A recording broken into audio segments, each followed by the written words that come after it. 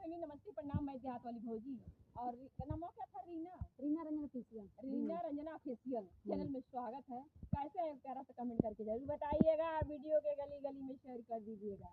ये देहाती भौजी कह रहे हैं जैसे हमें प्यार दुलार देता है ऐसे इनको भी चाप के दीजिए। लगातार 4 साल से सोशल मीडिया पर लड़ रही हैं और गरीब परिवार से बिलोंग करती है। क्या गरीब आदमी को जीने का हक नहीं है?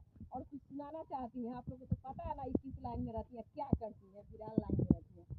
तो सब सुनाइए तो हमारे दर्शकों सबसे पहले आप सभी को बोला करते हैं भाभी से मिलकर बहुत अच्छा लगा। महाराज की सुपरस्टार यूट्यूबर हमारी देहाती भौजी, थैंक यू। और मिलकर बहुत अच्छा लगता। भाभी खाती एक लाइन हम कुछ कहना चाहते हैं, सुनाइए दर्शकों। यार में नहत कई के कितनो रुपया कमईबा, आचारा के सुख बबुआ कतही न पैबा, सपना न होई कब पूरा ए बबुआ, माई बिना जीना गी अधूरा।